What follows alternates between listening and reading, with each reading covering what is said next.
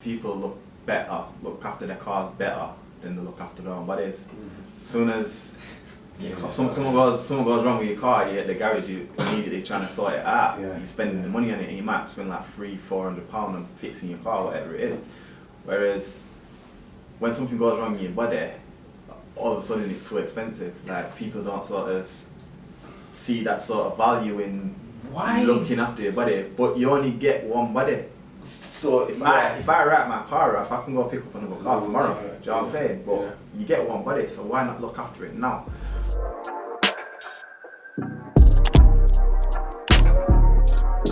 Listen, like, share and subscribe. We've got some fire content now. We are on the road to 1K subscribers, so please support the channel. Listen, without further ado, I've got a sports therapist, entrepreneur, great guy, long-time friend in Nathan McKenzie. And Muggle, I didn't even throw that one in, I had to throw it in. Man, a Muggle. Love it. You know what I mean? Nathan McKenzie, what you saying from? I'm good, fam. Good to see you again. Good to see you. Give thanks, we're here, man, we're here. We're back at it. It feels kind of mad. Almost doing the take two when it's already been done, because it's like all of that substance that we use, it's here, but we recreate straight away. So, what do you do when I speak about your career-wise sports therapy? How would you pronounce it again? So it's cryotherapy, C-R-Y-O therapy, so cryotherapy. So basically we're split into two. The word cryo just basically means cold. So what I do is I use cold therapy treatments in order to help heal and aid sports injuries and pain management. So yeah, in a nutshell, that's what I do. It's like an advanced form of icing. That's the best and simplest way to put it. So yeah. It's so mad as well, Carl. The last take, where he's got his machine out, blood doing all this cold treat. Yo, it's proper. Now, is this like a new age way of rehab then, or? Yeah, so you've always got your new methods and your new treatments coming out all the time. So this is an old concept made new. So there's nothing new about cryotherapy. We've been using cryotherapy for hundreds of thousands of years. Dates back to ancient Greece. So they were the first, to start putting ice on injuries, getting into ice bath, and then over time it's just got more advanced. You've got your things like cryo cuffs. You've got like ice chambers and so you got like your deep freeze, all that. They're all forms of cryotherapy. It's just cold treatments. But now we're here. We've got the cryotherapy chambers. We've got the localized machine, which I've got, and basically what that's doing and what that's using is vaporized liquid nitrogen. So it's like I say, an advanced form of icing. Look at that. It's mad because there's a guy, I'm not too sure if you heard about him. His name's Wim Hof. Yeah. And call him the Iceman. Now, I've heard of him. I've heard of him. I have heard of this guy. Like, sits in the mountains and that, yeah? He sits in the mountains, in his drawers, just in pools of ice. Yeah. And basically he combines it with like breathing and all of them things there. And apparently it heals him. Yeah. All in all, it said it's a complete detox. Complete detox as well. But he seems to think it resets the nervous system through, So yeah, so basically it's the kind of same concept and science behind that. Like I said, it's an advanced form of icing. The reason being is because the vaporized liquid nitrogen is so cold, what it does is it stimulates that nervous system to react to it. Okay. So what's happening is when you put the vaporized liquid nitrogen on the skin, because the skin's cooling so rapidly and it's so cold, your body basically thinks it's like experiencing like hypothermia, something like that. So it goes like it shocks the system. So the body's like, whoa, what's happening? What's going off? I need to do something in order to protect myself, make sure I survive. So that then stimulates your fight or flight system. So once that's then stimulated, that's then releasing all these chemicals, proteins to the area which it thinks is being under attack or being damaged, which then promotes and stimulates that healing process. So it's the same sort of thing what my man's doing. He's getting into that that environment to shock your system to make it go, ooh, reset. And then it's a common thing now as well. There's a lot of people that are taking cold showers in the morning because it has that similar sort of effect. And like I said, with the advanced icing, the way icing works is it's good, but it works at the surface tissues, whereas the cryotherapy, that works at a cellular level. But like I say, it's from stimulating all these bodily responses in the systems, which cause that to be basically the better therapy out of the two. It's crazy how everything's connected. It's crazy how, again, I studied this in college. That whole kind of flight or flight mode, that is the scenario that the body goes into to release those cells or them hormones to actually heal that area. Mad. So would you say that it's a more effective way of, rehab? Because every practitioner will obviously lean towards their field of practice.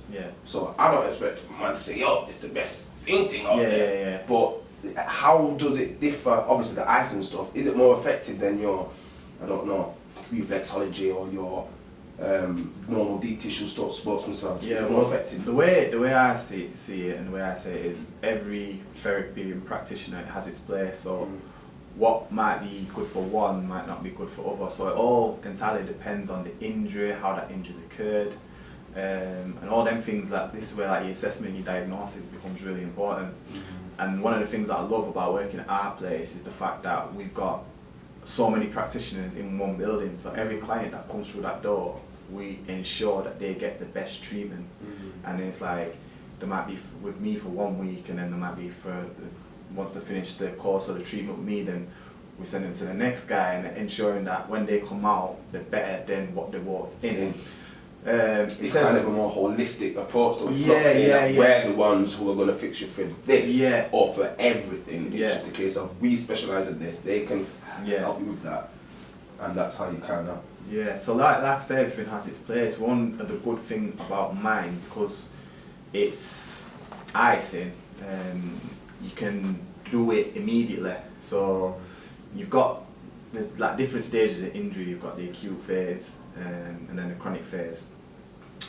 So in the acute phase, that's like immediately, as soon as it's happened.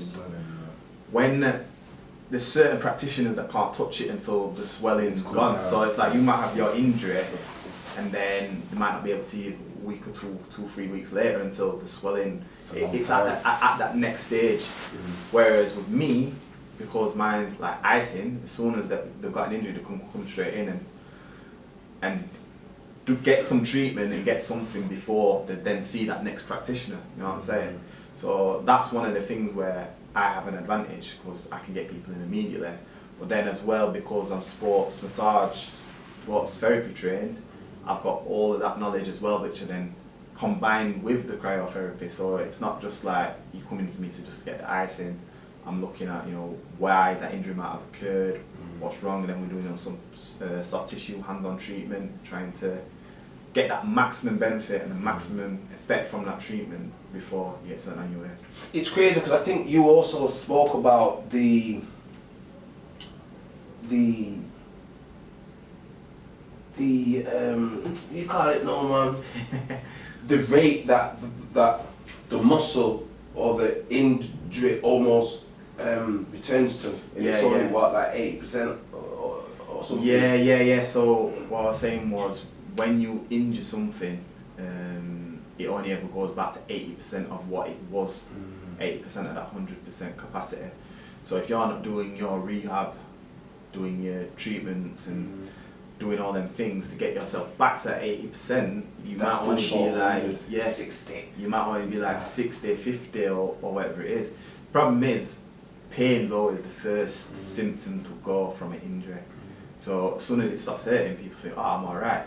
But then they don't realise there's the instability, there's the strength, there's the range of motion, there's all these things that you don't get because the pain's gone, so you think, oh, it's alright, and then until you start doing things that you used to do or going back to what you used to do, that's when you feel like, oh, actually, I'm not okay. Yeah, I'm not 100%. I'm not okay. So it's making sure you get that rehab in to make sure your body's working and functioning at its maximum capacity, rather than rushing it and then just messing it up. I respect it, because again, I don't think we give people in fields of rehabilitation enough credit, because as you know, athletes, injuries, sports people, we're going to get onto that soon as well, and whatever else, we're reliant on practitioners as like yourself to get us back to that 80% or somewhat close to that. Yeah. So obviously me, I've had loads of injuries, and yourself as well, in college, whatever else, kicking ball. I give thanks, bro, because without y'all lot, well, man. It's a joke. You always say it's like people look after their cars better than they look after their own bodies. Soon as someone goes wrong with your car, you're at the garage, you immediately trying to sort it out. You're spending the money on it, and you might spend like £300-400 on fixing your car, whatever it is. Whereas when something goes wrong in your body, all of a sudden it's too expensive. Like, people don't sort of see that sort of value in looking after your body, but you only get one body. So if I write my car off, I can go pick up another car tomorrow. Do you know what I'm saying? But you get one body, so why not look after it now? And why do you think that is? I don't know. Is it kind of generational with us now, or what? I see a lot more people, like the clientele that I get, I see a lot of people coming through and sorting themselves out, but I don't know. Obviously you get the ones who love it and prioritise it and put it at the top of the list, but then there's, like you said, there's people that, I think sometimes we have a guilt on ourselves to actually look after ourselves properly. Like, for example, I've had clients come to me with injuries, but instead of buying themselves a treatment, they bought it for like the wife or the husband, and it's just like, well, what about you? And I'll be alright, or I'll wait for it to get worse. But prevention is better than cured. The earlier you can tackle these problems, the easier they are to sort out. It's like, if you're in a bad state and then you come in to try and get the cure, it's going to take a lot longer to get you back to where you were. But I think a lot of that is that sort of guilt of not wanting to spend it on you and look after yourself, but we look after other people better and other things better than we do ourselves, and sometimes it's that taking that accountability. And having that sort of like confidence to go like, I'm gonna put me first. I think at times, sometimes we're not selfish enough, and you need to be selfish and say, I'm gonna do this for me and make sure I'm right, so then I can better look after other people later on. We say this all the time, don't we? Like, it starts with you and it ends with you. You can't pour from an empty jug. So, better yet still, you work on yourself in whatever capacity that is, and then you're able to give back more. I also think it's this kind of invincibility complex that we have as humans. It's alright. Like, we have examples of people who transition sadly, people who get ill, and all of these things, and it still doesn't occur to man that that could happen to you. You never think it could happen to you. That's the thing. But it can't until you go through that experience. You don't realise it. And the problem with like our age is we don't know what it's like to be old and immobile and not be able to use our body's function it as it should, because we're still young, healthy, our body heals naturally on its own. Whereas an older person, they're like, you need to look after yourself. You don't want to be in this state, but we still don't listen to that advice. It's just something where we go, I'll be alright, it's never going to happen to me, I'm good. And then until them problems start to occur, that's when we think, right, now I need to get it sorted. Like, for me, I've always been into sport, I've always been doing them things, so I'm like naturally geared towards that, if that makes sense. After football, especially in college, them days, playing at least 4 times a week. High competition. It's college football, it's a good standard. So, as Nave's saying there, you're geared to kind of be on top of what, food, nutrition, rest, stretching, them kind of things there. For me, it's like I've always been playing, exercising, like I did did GCSE PE, A-level PE, went to university. So I've always been in that environment of, you need to look after your body, keep yourself fit, healthy, learn all the benefits of exercising and how that can prevent all these type of injuries and all the issues later on in life. So for me, it's like, it's ingrained in me, do you know what I mean? Whereas for other people who might not be in that environment, it's not the same. Not doing the exercise, not doing the courses that I've done, they probably don't see the actual value in it. So until you educate people on the value, that's when it sort of comes in. But then that's part of my job as well, to help educate people, to make them realise this is what you need to put first. Your body's, you only get one body, you can't replace it. And once things go, they go. It's like going back to that 8% thing, and once it's gone to there, then you're not getting it. It's 20 short. And then it just keeps 20 shortening and shortening. And then not only that, once you get one injury, then your body starts to then compensate. Overcompensate to that, and so then that makes another injury, and then it becomes a vicious cycle, and you end up just getting injury after injury after injury.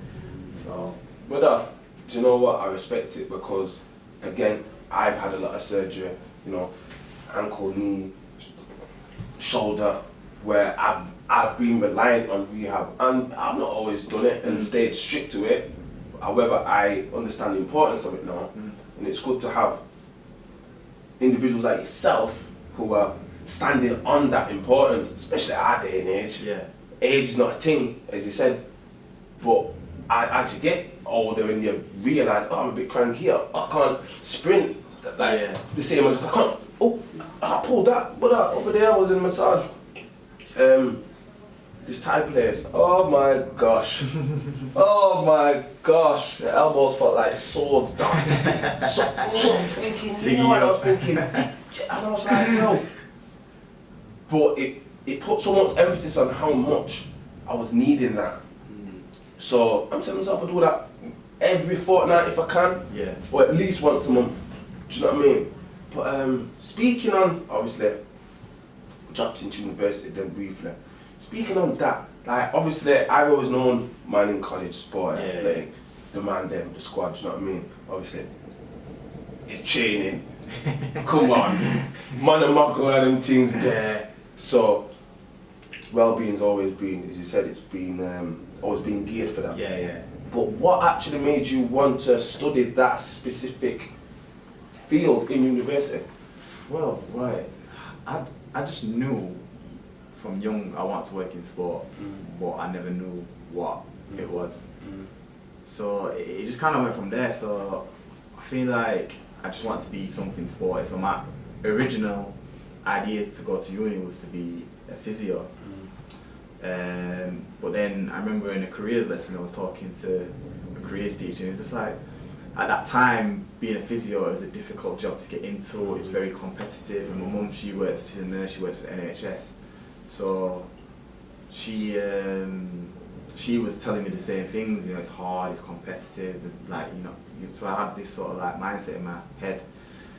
So in my careers lesson, my careers teacher was like, oh well, you know what, I think you'd be a good PE teacher. Obviously you're very sporty, this, you that, you've got that background, and you get 6-week holidays. So I was just like, well, bet. Do you know what I mean? So I was like, well, why not? Yeah. So I went to uni thinking that, I decided to do sports science because I thought with sports science I've got a broader field that I can sort of go into. So when I got there, my intention was to be a teacher. And then we had like a careers day where people would come in who've done the course and what they went and gone on to. And then we had this guy called Paul Butler who would come in. So I think at the time he was coaching Doncaster Rovers first team. Okay. So he was one of the first team coaches at Doncaster Rovers, and he explained his story of how he got there, how he went to do this, blah blah blah blah blah. And then that lecture kind of just changed everything for me, because I was kind of like, well, bro, like why am not no disrespect to any teachers or PE teachers out there, but I thought, why am I settling to be a teacher when this guy in front of me was sat in the same lecture hall that I was, and he's now coaching in football? I thought, why am I settling for that? So then from there, I kind of was like, yo, I want to work in football. So I was just like, football, like, jumping on all these different experiences. So I did an internship at Berry. Big. They ended up working for Sheffield Wednesday Community Programme, still there now, but I'm doing the academy development squads. So like, it just gave me a new mindset of like, yo, this is what I need to do. If I want to get it, I can go get it, and this is how I do it. I just need to follow what this guy did. So I was just doing that, like looking for all these experiences. So then I was like, I'm going to be a football coach. But then I started leaning towards more the sports science side, so I was like, oh, I'm going to be a sports scientist in football. And then it literally came at the end of my year. So I was going to carry on thinking, yeah, I'm going to try and work my way up in the football world. And then my dad then presented the opportunity of, oh, let's go and start this business. Maybe it's interesting now. So then I was kind of like, nah, I'm doing my football team now, I'm good. But anyway, it came back up. Obviously, it was like the best decision that I made, but it came back up and we ended up going this way. So then from there, obviously doing my sports science, I went, did my sports massage training. And then I kind of went full circle and went back to the therapy. So I wanted to be the therapist, and then I chose all these other paths, and then I've come back to the therapist. And you're now more equipped though, on the way, because of your expertise in that field, and you've done that training, and you've had some experience with the first teams, whatever else. It's come back full circle, and you're more prepared now for what you initially wanted. So I feel like, the way I'm kind of happy with the way I did it, and I didn't just go straight down that therapy route because of what I learned. Like, I learned the sort of coaching side of it and the sports science side of it, and now I'm combining all these skills together to then get the best treatment for my client. So really happy with the way it went, and that I didn't go down that route, because then I feel like I've got more skills to my arsenal, and then I'm just keep expanding on them, keep learning, keep moving, and just keep growing. I like that as well, because the man said, yo, keep learning, keep moving, keep going. I think a lot of what we do, I'm not a student at higher ed, but obviously went to college, A-levels, this and that. What seems to happen is when people devote their life to, say, a career, they think, that's me now. Once they get there, that's it, they stop. If you would have thought to yourself, do you know what, I'm just going to be a PE teacher, you wouldn't have all of this fulfillment you have now. You might have still been happy because it's stable, you work hard for it, but as you say, everything comes back full circle anyway. So now you're here, and you've also got more tools, as you said, because it's not just education now, it's business. So speak on the business side of. Go on. Well, what I was going to say after that is it's like you're always still learning. You should always be a student, even if you're not sat in the classroom and doing a course and doing whatever and doing assignments.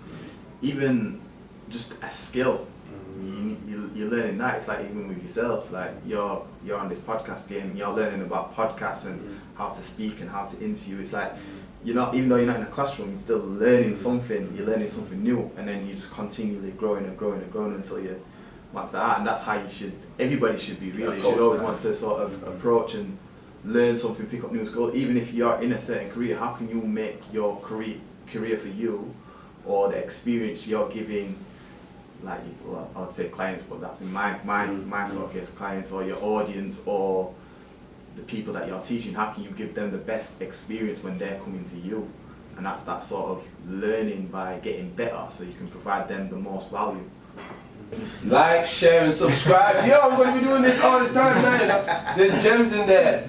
But you're saying about the business. Yeah, about the business. Just briefly, because I think it's important that people know that you have built a business amongst your pops and your brother, to where it's. Speak on it. Speak on. So sorry, what? Speak on how that was like starting that, the business. So like I said, obviously my dad approached me. I was like, nah, I don't want to do this because it just sounds too much. You know what I mean? I don't want to get into that. But obviously we started it, and it was tough. It was tough at times. Like, I'd be lying here if I said it's always been like sunshines and rainbows, because it hasn't. There's a lot of hard times, probably more hard than good. I've been doing this for probably I'll be 5 years in September. And I'd say only probably the past year before that, things started to go well. problem is COVID hit. So it's like, I'd say the first 3 years were just difficult and horrible, like mounted a lot of debt, and then you got to sort of like pay that off, and then working for free for a lot of the first few years. But it was that grinding, hard work, perseverance, being patient, knowing like, it's gonna work. And now we planted the seeds how many years ago, but now it's now starting to pick the fruit and get the fruit from the tree. Do you know what I'm saying? And it's that sort of putting that work in and just being patient with it and letting it build, because there's so many times we could have just gone like, nah, this is done, allow it, stop, go on to something else. But because we've stayed committed, we got rewarded for that commitment. And we spoke about this off camera as well, the importance of, as you said there, key word, perseverance, because I feel like when you speak and say, oh, do you know what, I'm 5 years deep into this, and it's only the past year that I've seen some extreme ascension, and there's been COVID, people can't fathom that. Yeah. Everything's immediate. Everything's, the guy who does video is viral, or the instant gratification. Instant gratification. It don't work like that. And I'm just so glad that you put emphasis on the fact that it doesn't work like that. I've had to grind hard for this, and I've had to keep learning on the job. I've had to attain different skills, like the marketing I was saying earlier, and like COVID must have been a mad thing for y'all, man. Yeah. Because it's customer facing. Yeah, because the peak thing as well, it was like, like when I say it was hard, hard. There was just no like sort of, like, no sort of like, what's the word? Way out. Yeah, like, just like when something's gonna happen, yeah. And then it started going good, and I was like, yo, this is sick. That it started. It was worth it. Boom, COVID hits. back to square one. But then we managed to, obviously when we come out first lockdown, we managed to just hit the ground running again. Everything started coming, and then boom, building that momentum. Bang, COVID hits again. But yeah, it's like I say, it's that perseverance. It's everything's going well now. It's just like keeping it moving, and bringing Cryo to the attention of the world. I love that. World takeover. We're here now. Like, share, subscribe. No, do you know what, fam? I respect it, because I know how customer focused you are. I know how much you stand on trying to give people a holistic service. Yeah. It's not just about the actual the cryo itself, it's about the service, it's about how inclusive it is, it's about how many other people amongst yourself can help to tailor treatment for your client. That there, fam, I respect it, because a lot of people on the rehab bench, in and out, who's next? You know, who's next? Do you know what I mean? For that, commendable. And you just said, world takeover, basically. What contributions do you want to make to the health sector? I want people to sort of like better look after themselves, and then, you know, show them that there's a better way of living. Your body's trying to tell you something, you've got to listen to it and then make an action on that before it's too late. And we just want to be able to make people live a better lifestyle, because it's not about, you know, being big and fancy and flashy and driving the nicest cars and living in the nicest houses and all that kind of stuff. It's sometimes people just want to be able to walk, you know what I'm saying? Like, just want to be able to get out of bed. And that's the thing, like, when your body's good, you don't really think about these things. When your body's working and functioning fine, you don't cross your mind. But there's people in the world that can't hold kettles because they've got severe disorders in the wrist that they can't grip. Like, I've had people come to me with like carpal tunnel, and they're saying that the hands are so bad they can't grip things, and it's just being able to like hold a kettle or a cup of tea, they can't do that. And it's just these little basic things like that. So I want to be able to, people with these injuries and these conditions and these problems, I want to be able to help them live a better lifestyle and have a better quality of living, rather than having to wake up in pain every day, or, you know, not being able to go on a walk with the husband or wife because the knees hurt so much, you know what I'm saying? So that's kind of where I want to take it. But whilst expanding as well. Yeah. So in terms of me and my business, I want to get to a point where obviously I've got the localized machine. It's my dream, my goals, you know, get one of the big chambers that, you know, you can stand in. That's the next step, that's the goal, that's what we're heading towards, and then eventually get to be another big one. And then, if possible, you know, set up more clinics throughout the UK. From there, go around the world. Who knows, innit? But you gotta dream big. Well, take over, you know, dog. You gotta dream big. You gotta dream big. So it's like, they say, I remember I went to conference, Eric Thomas conference. So wait. We spoke off camp about ET. Yeah. Now you're saying that you went in the flesh. I went in the flesh. What dog? My dog ET. Show me, bro. Yo, next time. There'll be another time. There will be another time. There will 100% be another time. But Tiffany Montgomery, she was speaking on there, and she went, "Yo, what I want y'all to do now, I want you to write the biggest dream, biggest goal that you can write it down." So everyone obviously wrote theirs down, whatever it was. And I said, alright, what I want you to do now is cross the R, because chances are that was probably too small. Oh God, and write it again. And then write again and go even bigger than that. Wow. So what's bigger than what you just wrote?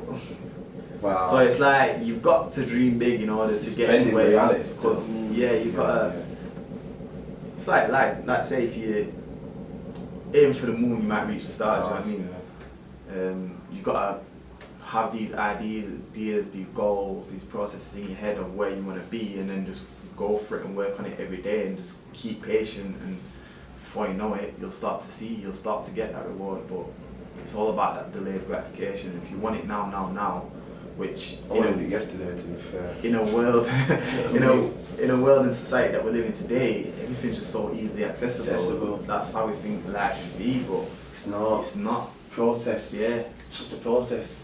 The longer you wait, the better it is. It's mad because I love how you spoke again, just on having that dream, but crossing that out and going for something huge that is somewhat unattainable. Yeah. To what most people would see or get in life, because everything is that instant gratification. How you said that delayed gratification, it's like, do the work now. It might not ever come true. Let's just be honest, it might not, but the work's there, the perseverance is there, you get me? I mean, if you get halfway is good enough. Halfway is better than not starting at all. And then, even like say, if it doesn't work, and it doesn't work out, and it just all completely fails, at least you can say, I tried. I tried it, yeah. Whereas if you sit there 50 years later, like, you know what, I wish I did that. Like I was saying that the other day watching the Olympics. It's like I know. Untitled Jamaican was still. Oman, Jamaican Oman still. You know what I mean? Like my dad got me into doing gymnastics when I was like 4 or 5, young, but I didn't enjoy it. And then I was looking at these gymnasts doing all these sick things, and I'm like, bro, I did like. I should have kept that up. You know what I'm saying? So it's like you never know when. You get these opportunities and where it's going to take you. So, however, though, I must say that I don't think that was for you. Not almost saying that it was unattainable, or you couldn't have done that, or you wouldn't have been fulfilled in that. I just think that because you spoke about everything coming back full circle, all of those missed opportunities or opportunities that you didn't take have brought you to the place that you are. Yeah, that's true. Now, that's true. To serve from this place. Yeah. You get me? Yeah, but what makes me laugh? It still hot you though. It don't even hot me. It hots me. It's something like where could I have gone? Yeah, I did that, or if I jumped more into it and did more things. But the joke thing is, the way I train now, I'm doing this gymnastics, so that's what it's kind of it's making me go. Yo, I did that. I need that now. I need to. I've been doing the baddest moves. I've been doing the baddest moves. But it's like started again, and then so it's just one of them. Like you never know where an opportunity is gonna take you. So it's like you gotta do things, try it, and then be like, oh, at least I tried. It didn't work out, but at least I tried. But if you're not trying in the first place, you're always gonna be wondering what happened. So do you know what? First and foremost, where can we find you? So you can find us at Kinetics Clinics in Ecclesfield, so 46 Stocks Hill, S35 9YT. So that's the whole address there. Okay. So that is where we are based. That's where we're based. And if you want to find us on social media, so we're Cryotherapy UK Sheffield on Facebook and on YouTube, and on Instagram we are Cryo UK _Sheffield. And me personally, I'm Nathan Cryo on Instagram, Nathan McKenzie on Facebook. So yeah, that's me. But the Marco, you know what I mean? Make sure, man, get this one in there on screen. It's mad as well because you've worked with some athletes. Yeah. Like we're talking high level athletes, as like who I'm sure there was. What's that name now? Tony Bellew, Johnny Nelson. See there. We've had like local boxers, so like, you know, Nikolai, Levi, Kinciona. Who else? I've just worked with Liam Williams, another boxer. Yeah, Lee Stone, he was a world champion jet skier. So that was mad. That was mad. So talk to me about that, man. Quickly. Because my man, funny. Listen.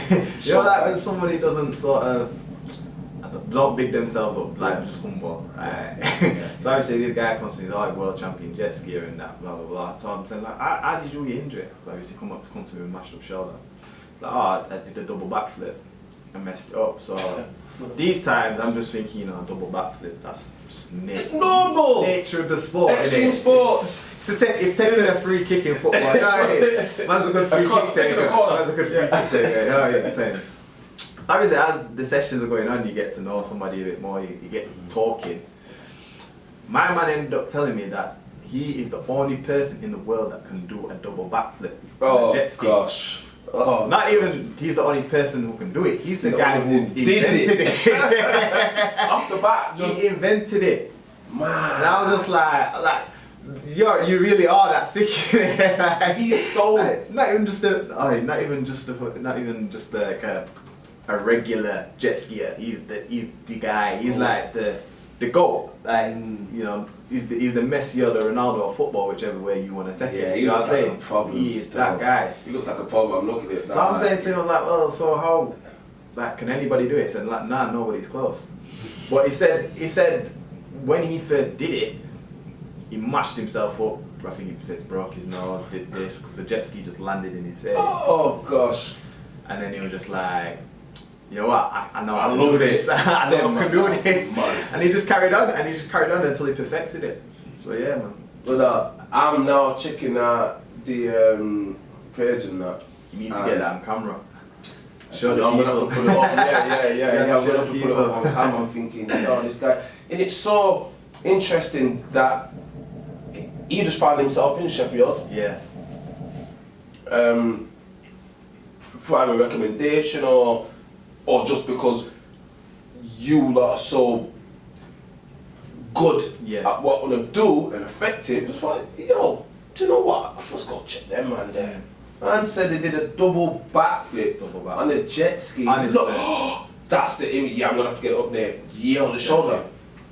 But it's like the same as mine, like a open latitude. That's oh my gosh.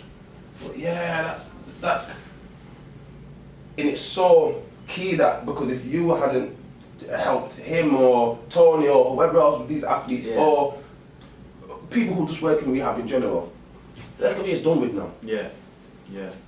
Their career is done with. Without the relevant people on deck, it's you've got to have that team, man. You've got to have that team, and the team sort of expands past, you know, the coaches and the athlete. You know, you've got the sports science, but this is where it's getting good now because, you know, these days people are sort of looking after themselves a lot more and trying to get themselves into that and want to be the best performers. Whereas, you know, you go back a few years ago, well, more than a few years, about 30 years ago, people weren't doing that. They was just getting injuries and then just going back out and playing. And it's all about that protection and making sure you get the maximal performance out of the athlete. And like I say, it's a bigger team and that it branches further down, so you've got a lot of the backroom staff which don't get the mention. They are just as effective and important the backbones in the success of the athletes. So yeah, it's a team effort, you know, and that's quite modest of yourself, humble of yourself to say, even though I know I'm good at what I do, I know it's not only me. There's other people and other elements from up here to down here and backroom stuff that I actually need, you know, acknowledging. But that's not all that you do. That's not all that you do. What do you mean? Man, a muggle. You know what I mean? I'm seeing man on flipping. What did I see one now? I think it was like some what's it called now? That Grand National something like some horse. Listen, Grand National. Royal Ascot. Even better. Even better. No.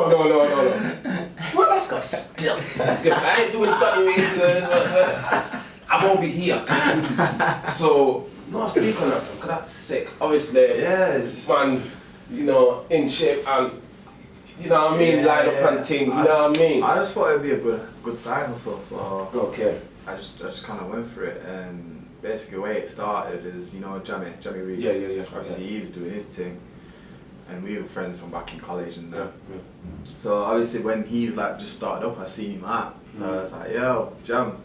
Killing it, like, being sick, you know what I mean? Go on, put me on. No, not even like that, not like that. But as well, like, no, go on. I was saying pause. No, I said pause, so they're like, yeah, go on. Go on, let's go. Yeah, so basically, obviously, I seen him out and was having a conversation. Obviously, we were doing sick, talking to him, like, you know, like, are you doing this sick kind of thing? Like, and I must have just dropped the comment, oh yeah, I'd love to do something like what you're doing, that's sick, like, go. And then he just turned around to me and was like, yeah, you should just go for it. But I kind of like, didn't think anything of it, just thought, alright man, we're just saying it, just be nice kind of thing. So you too kind of thing. So I see him again, and obviously these times he's doing even better, he's on bigger things, blah blah. So we had that same conversation come up, and then I must have dropped it, I say, oh yeah, what you're doing is sick, love to do something. And he said, he's like, bro, you should just go for it. I was like, nah, because I was like, I haven't got the height, I've got the birthmark, which obviously you can't see the birthmark now because the beard's growing out. And he was just like, yeah, but they actually love things like that. They love things like your birthmark because it makes you unique, it makes you stand out kind of thing. So yeah. So it kind of just like planted the seed in my head, and I thought, you know what, I'm just going to go for it. And then I seen this thing come up on Facebook, and it was like, oh, looking for models type. And then I like signed up. And then I got halfway and I backed out. And then I tried going for it.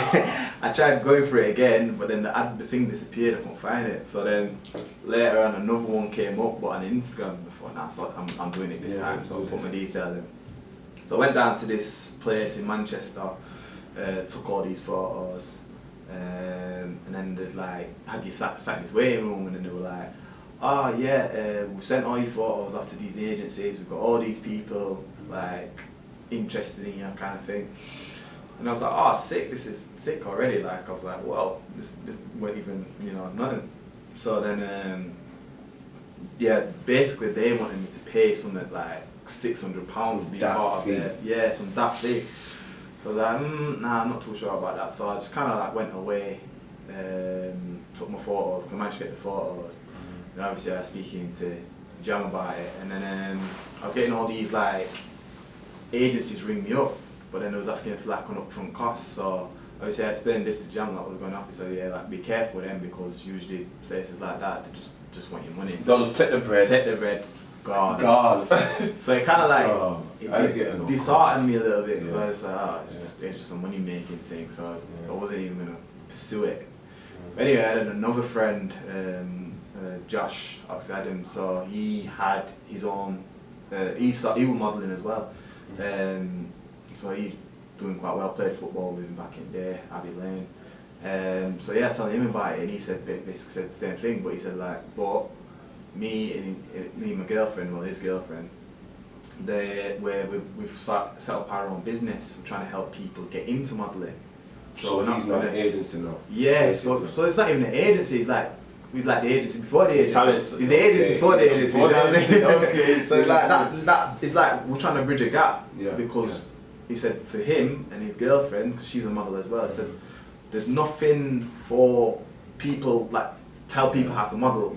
That nobody teaches you that. So that's what they were trying to do: teach people what to do, how to get into the industry, all of that. Because they said when they started, they were just lost. They just kind of picked it up along the way. Nobody said like, this is how you pause, this is how you do this, blah blah blah blah blah.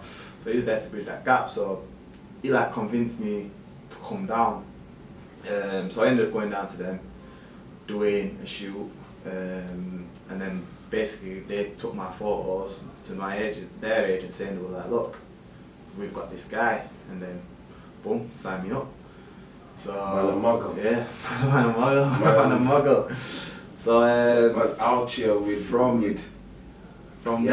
there, I was doing like a lot of extra work. So I went and had a meeting, and they were like, we want to see how you do. Like, we want to see what you like, whether you get you comfortable on camera and see if you're committed to this modelling thing. So I was doing like all Hollyoaks, Emmerdale, so like bit of extra work. But it was getting to that point where I was just doing so much extra work and I felt like I wasn't getting nothing. It's long hours as well. Yeah, the thing is, being on set, it's long hours from. I mean, it sounds good like I've been in Hollyoaks and that, but when you're an extra, the thing is, it's like you just in the back. And it's like you can't really. I don't want to. He's trying to be the main man. I'm trying to be. I'm trying to be that guy. I'm that guy. When did the guy back here? I'm that guy. Doorman. Head doorman. But it's one of them. It's like you can't use extra work and be like, I've been an extra because there's nothing for your portfolio. It's like it's good to do it to the experience and. But I can't be like, oh yeah, I was an extra in this, and people go, oh yeah, we'll take it. I'll get more extra work, but it's like, you know what I'm saying? It worked progressively, so I was thinking like, maybe it's time to just call it, and then, boom, from there when I thought, I'm gonna do that, I ended up getting a job for Adidas. I seen that, cold. And then, cold, I'm looking at it now as well. And then I ended up getting one for Foot Locker, so I was just like, this is somewhere, this is going somewhere now. So that kind of built the momentum, so kept going with it. And then it got to a point where I weren't getting the work how I wanted. And then again I thought, shall I just call it? Call it. But then last November, a job came through for this. I had to do like a self-tape, and it was for a menswear line called Mainline. Serious. So I didn't actually get the job, but my video was that good that I put forward. My agent would say, we loved your video, we've been sending it to everybody saying that this is how your video should be and you need to replicate it. And then they were like, but now we want to represent you as a model full-time, represent you modelling full-time. So since then I was just getting like... I'm at the barbershop every Thursday, Friday now. It hits you. I literally I swear, I ended up having a trim like after 4 days. This is what I was saying, after staying clean. You never know. Yeah. Because I got from that. You know what I mean? I had a job one day and then a couple of days later, I said, we've got another one, but then you've got to get another trim. I was like trimming, like constantly trimming.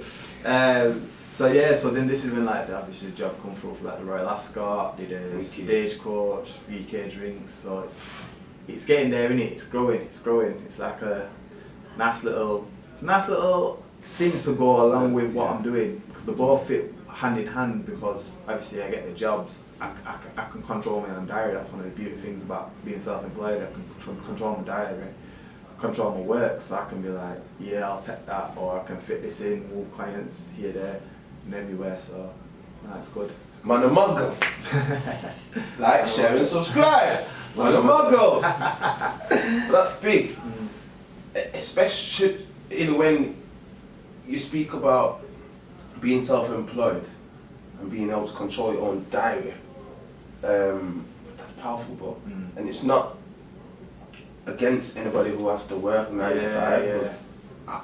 I've got a part-time job as well. I've done my 9 to 5.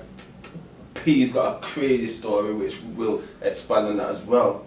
But it's one of them. It's like if you get blessed with the opportunity to do it, you should go for it, because like your life's in your hands. Then like you dictate what you do. Whereas if you're not putting that onus in someone else's hand, it's like you're your own boss. And what other qualities do you or have you kind of learned on the way then to being that guy? Because obviously it's not easy. Obviously it takes a lot of discipline, through uni and through college to get those grades, to meet that bar. Then once that bar's been reached, boom, I've got to do all this training. Then I still have to manage my time. Yeah. Then I still want to live freely enough to kind of, still go out, be a couple, X, Y, Z. So what things do you lean towards to kind of stay grounded within the midst of all of that madness what's going on? Because obviously it's not easy, is it? Nah, I said the time for me is management. like you've got to be disciplined. Got to be disciplined, and you got to sacrifice. You can't have both. It is one of the things, you can't have your cake and eat it. Like you've literally got to put everything to the side, no distractions, and just zone in and focus. And then that's what's going to get you to that point. It's like you can sort of live a lifestyle for a moment, or you can live it forever. Like if you put everything to the side, that's when it's going to be a sustainable lifestyle and what you want. But if you just keep doing it here, there and everywhere, it's not going to last. If you want that lasting effect, you've got to put the work in, keep grinding, stay patient, and just keep at it, and then it will come. He's always smiling over there. He's always smiling. Go on, fam, go through. Happy. But yeah, how are you, man? I'm good, man. I'm Good, yeah. Good. I remember we were speaking before behind camera, but I was asking what kind of books have you been reading lately? What have you been lately? consuming? So lately I've just finished a book called Traction and Limitless. They were two good ones. Limitless is all about the training of the brain and how you have so much mental capacity, and you've got to use it effectively and properly. I'm typing that book in right now. Jim Quick, Limitless. So it's all about like using your brain to its maximum capacity, learning better, reading quicker, and not getting distracted, because it's like your brain can only take in so much information. So when you're like constantly on your phone and doing whatever, this is then causing your brain and your focus and your attention to fog. It's like, because you're getting that much information coming through, it just sort of like basically like in a sense dumbs you down.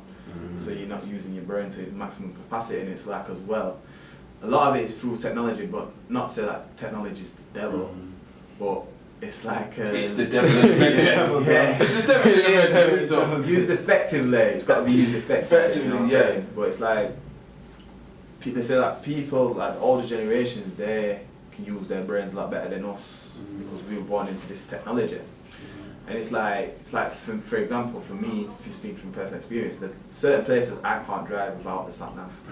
Whereas your parents or whatever, they can just jump in the car and just know map, boom, boom, boom. And they drive places without maps or sat navs, you know what I'm saying? Whereas I feel like overly reliant on it. And they said like that affects your brain because you're not stimulating your brain enough in the way that you should. And even as well, it's even like spelling, like. I'm sorry, just please let me land. Quick little story, yes. From being about the age of like 6 to, like 14, 15, my mum every Sunday religiously would sit me down on the carpet and say, listen, spell test. And you need to get at least 18 out of 20. So I was alright at spelling, but it resonates so much because now I'm kind of reliant on spell check now. Yeah. But that's what I And was it's scary because I was never like that. I got an A and a B in English. This is what I'm trying to say. A and a B in English, and I'm so reliant on my phone now to spell that I can't spell simple words. I'm like it's just gone. But it's like because I've not been practicing doing it. It's just it's gone from there. You know what I'm saying? So yeah, that's basically what all the books about, getting your brain back to its full capacity and it should.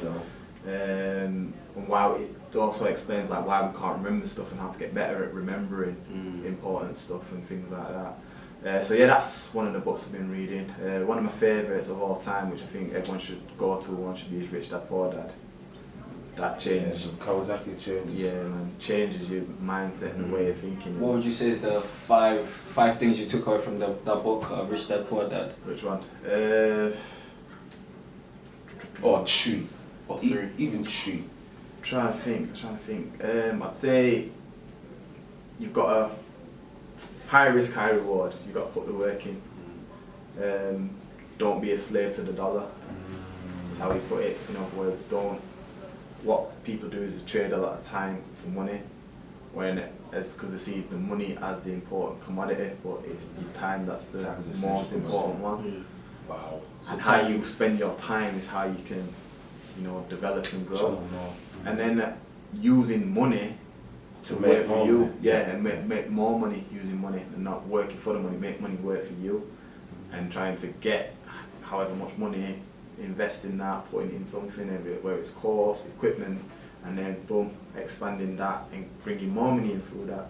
Which then creates more time because more time because then you're not doing all the work, and you're not doing, and then you can employ people and go that way. So that's it. They were my biggest takes from that. And then I've read his whole series, so he's got another 2 after that. And then so for me, it's sort of like transitioning from being self-employed to running a business, which is what the other book Traction's about. It's to explain like how to own a system rather than owning a job.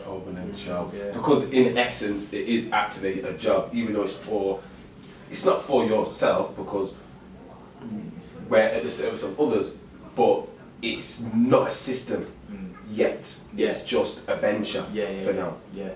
Wow, that's powerful. So you've got to develop that system. What's that called? Traction? Traction, yeah.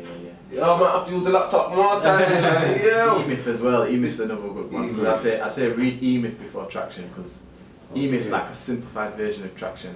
Traction goes into a little bit more depth. Okay, same author? No. Okay. I can't remember the authors. I find it really weird. And it's interesting how I will speak about education and you speak about your phone. P is an advocate for just education. He loves being able to acquire knowledge and regurgitate that back out. To serve. Do you know what I mean? Yeah. I'm more concerned about the things we do actually consume, because I don't think everything's that bad.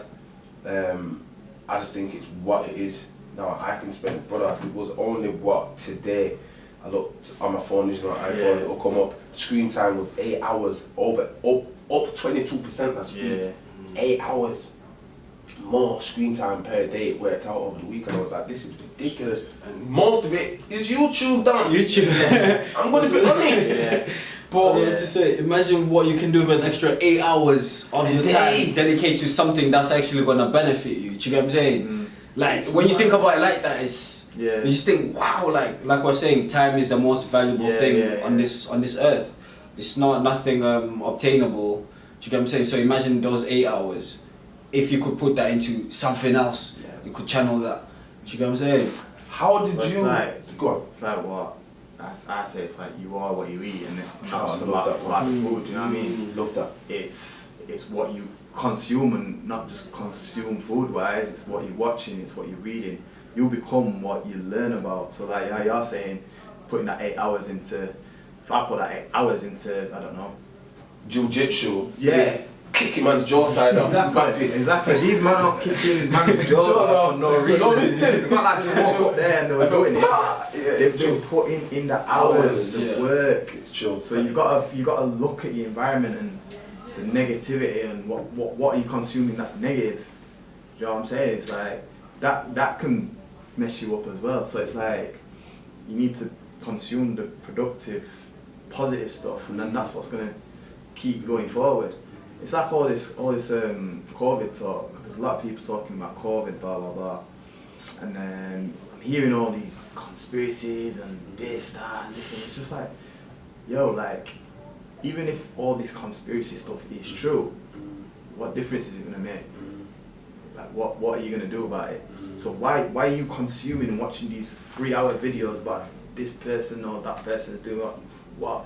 when you can't do anything, all you're gonna do is watch it, stress yourself out, and then just be like paranoid. Yeah. So it's just like, increased paranoia. It could be real, it could be, but there's a chance that it could not be as well. Yeah. So it's like, why are you focusing on that energy when you could focus that energy on something positive and not stress yourself out? Because all it's doing is causing stress. So you might as well, instead of watching 2 hours of that, watch a movie, innit? Watch some Kevin Hart. Watch some Kevin Hart. Well, it's true because laughing is good for the mind anyway. Yeah, you know what I'm saying? Dopamine, serotonin hits and all them things there. Put it into somewhat positive. Like, switch the news off, man. Like, why? Like, we know COVID cases are going up and people are dying. Are they? Again, are they? Are they? It's like, what's happening? But then it's like, if it's 10,000 or 15,000, it's like, what difference does it make? You knowing that? I don't watch the news. Just I don't watch no news. Take care of your mental as well. 100%. And, you know, take care of that, and then you'll just feel much better for it. But like we were saying off screen about with young mental health, with young people and things like that, we kind of not figured out, but we kind of figured out why that is, and we're talking about emotional intelligence. Like, that's one thing they never teach in school, and the difference that would make in a person's life. Do you get what I'm saying? If imagine from high school they taught you how to be emotionally intelligent, to understand certain things. He's probably annoyed because of this and this, I shouldn't take it personally. It would like avoid a lot of problems. Even going back to why people don't pay much attention to their body, whereas if something would happen to the car, straight away spend money, but when it comes to themselves, I feel like again that's because of emotional intelligence. Yeah. We are not emotionally tuned with ourselves, if that makes sense. Yeah. But what I was gonna ask you is in regards to your field, if there's any young person wanting to again take the same route that you did, what advice would you give him? Well, I feel like everybody should follow their passion. You gotta find out what it is that you love and do it. Because at the end of the day, you spend the majority of your life at work, so you gotta do something that's gonna make you happy. Right. Got to do something that's gonna make you happy. Otherwise, you're just gonna be in a job that you're just gonna be hating. That would be the first thing. And while you're young, you've got so much time, Chase your passion, chase your dreams first, because you can pick up a job at any time. Like, if I'm 20, that is so essential, bro. and I had 10 years onto that, I'm gonna be 30. Like, you can pick up a career at 30 and do whatever, innit? Like, chase your thing now. I'm 30 next year, yeah? I just had to put it out there. I'm 30 next year, and the reason why that resonates so much is because for so long, I've been chasing other things as if I'm going to run out of time. Yeah. Whereas now, I understand that I've got time. Yeah. And I'm still only 29 till 30. Yeah. Whereas there's young people who are 16 to 20, of course, it's like societal pressures, that think they need their life figured out. At 21, now, 21, 25, even 30, brother. I remember when I was them things there. I remember when I was like young, like primary school days, I thought I'd be like married, job, kids, at 21, life made up, done. Now I'm like, I feel like when at 25 I was still too young for a kid. Like, I'm just not. You know what I'm saying? It's that like is so key. You've got time. It's not so. You've got time. Oh gosh, yeah. But sorry, G. It's just. Yes, time. That'd be a big one. Following your passion. You've got time, and I had one more, but it's gone. What would you say to? In fact, it's pretty much the same question to like a younger self of you though, or like another young person coming up. Again, it's pretty much the same question, innit? Time, etc. In terms of your passion. I'd say keep whatever you do and whatever you stick at, even if you're not good at it immediately, whatever you stick at, you'll get good eventually. Like, I didn't realise this. I thought you feel like you're born an expert, but you're not. You learn to become an expert. Do you know what I'm saying? And it's about, like, say, putting in that work and putting in that time.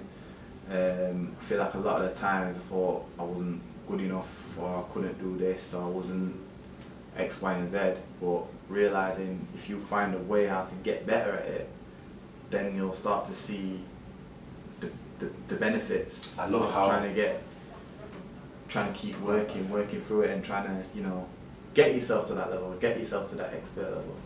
I love how you spoke about this last time, which sadly we spoke earlier. It's not this so the analogy what you used was it starts with a press up a day.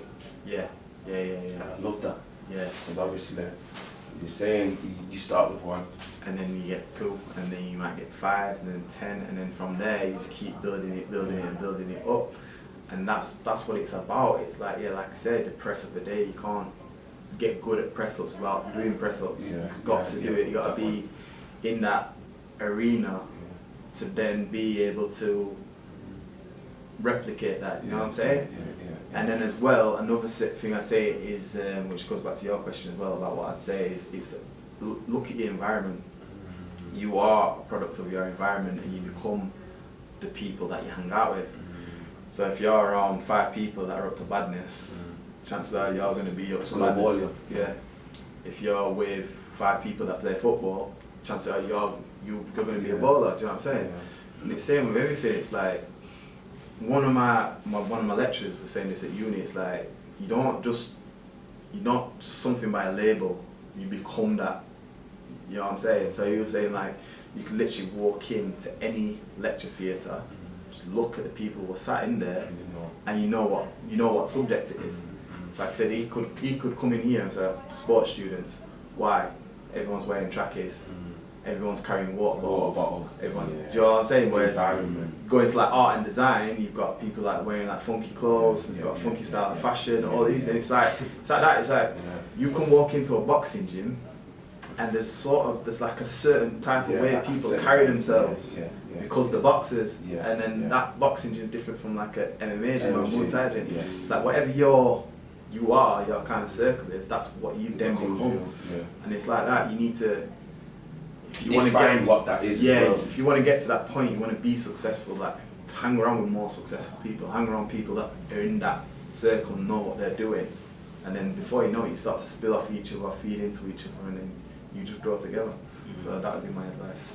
See, listening to you speak here, I get the sense you've got like a growth mindset where you know, cool, I might not be good at this now, but with more practice I can get there. Like, how did you develop that mindset? Like, how did you get to be at this age? So it was like I said about the consumption, just through reading, listening to podcasts, listening to people and following people who I inspired to be, what I want to be like, and listening to their words, and then it just gets ingrained in you, and then that's how you start to live that lifestyle. Like, at the end of the day, like there was a lot of stuff that I was doing where I wasn't hitting the goals that I wanted to reach, so then I had to sort of have a look at the things I was doing and seeing, is that really going to help me get to that place where I want to be? Well, the way I look at it is like me, I used to love playing games, like PlayStation, that was my thing, still is, but I can't keep doing that, you know what I mean?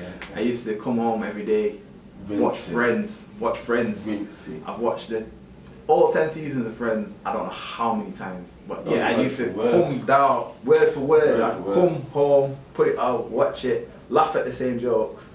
Wrestling, that was another one, like watching that 3-4 hours a week, watching Raw and SmackDown, and then I was just doing all these things on there, and I was just like how often am I going to do the same thing over and over again?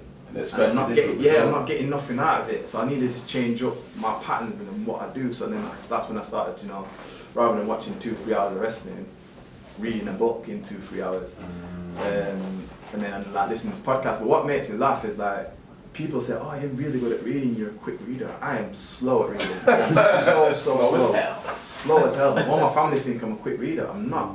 It's just that time I put into reading, and then before you know it, the book's done. It doesn't take that long to read a 300-page book.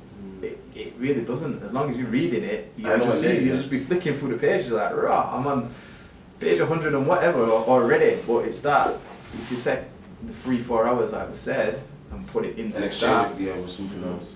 That's when, and then again, it comes back to that consumption thing about if you're consuming this for 3-4 hours, if you put it into something else for 3-4 hours, that's when the results come.